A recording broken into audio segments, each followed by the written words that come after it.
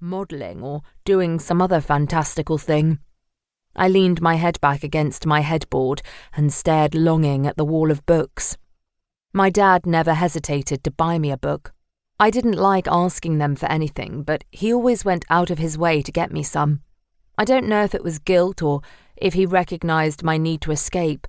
I yearned to be reading one of those books as Mum continued, her face turning redder and her voice getting louder, but instead I was stuck staring around my room. Dark blue carpets with a couple of burn holes near the end of my bed where Mum sat lined the floor, complemented by the light cream walls. A huge window lay at the end of the room, overlooking our garden. I'd run out there sometimes when my parents were fighting, slip through the fence at the back and venture into the wilderness beyond. A field stretched out behind the house, but beyond that was a luscious forest. Moss lined the ground, and a thick canopy protected me from the light above. It felt almost like slipping into another world, one where it was quiet and I was safe. "You know?" my mum demanded, looking at me expectantly. "Yeah," I agreed flatly, not bothering or needing to inject any feeling into my voice. It didn't matter. She wasn't listening. "Exactly. And yet, he never learns," she continued, and I'd already stopped listening. My eyes fell on my desk, which was piled high with half-complete homework. I really needed to get it done tonight. I'd fallen behind weeks ago and just didn't have the motivation to do anything about it.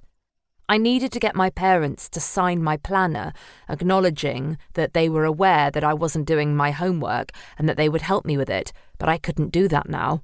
Mum would be too furious. I'd wait for the morning, when her hangover had set in. She wouldn't be bothered to read the note and just sign it. I briefly debated telling her I had homework to do and asking her to leave so that I could work on it, but there was no point. She wouldn't care. I stared back at her enraged face, watching detachedly as she waved her hands around, coming close to hitting the high wooden end of my bed but not seeming to notice. My eyes swam out of focus, and I searched desperately for a distraction, something to stop me from being trapped in my room with her. My eyes landed on my books again, tracing the blue spine of my favourite book, as an idea slowly came to me. If I couldn't read to escape, maybe I could do it mentally. Just use my imagination to get away from the situation. I breathed slowly and held it, a spark of excitement lighting in my chest. I wanted to go somewhere completely the opposite of where I was now, somewhere where I felt free and the world was silent. I let the breath out slowly, letting my eyes unfocus completely. The colours blurred, swarming together until they changed into something completely different. A vivid green overwhelmed my vision and I blinked, trying to bring it back into focus. A wild, overgrown field surrounded me, dappled with flowers. The beautiful, bright blue sky lay above me, unmarked by clouds. A gentle breeze caressed my skin and blew my light blonde hair back. Despite knowing I was sitting on my bed, I could almost feel the soft carpet of grass beneath my feet. It smelt so fresh. A giggle slipped out of my mouth, but it was lost in the natural symphony of the world. Trees rustled loudly in the wind, and a hare raced from the underbrush towards me. I froze, worried that my movement might startle the animal, but it seemed unbothered. It stopped right beside me, its giant ears twitching as it stared. Slowly, so as not to scare it, I leant down and reached my hand out.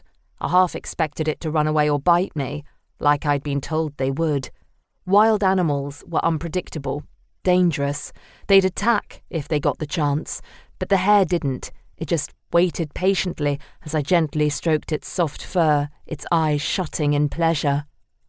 I stood again, watching as the hare hopped off again and disappeared down the slight hill, then wiped my hands on my dress skirt. I started to walk before stopping again and staring down at the dress I was wearing. It wasn't what I was wearing in real life, but I still recognized it. I'd seen someone wearing it online or on television. I wasn't sure. It was an off-the-shoulder dress in light blue with a gently flared skirt. The small embroidery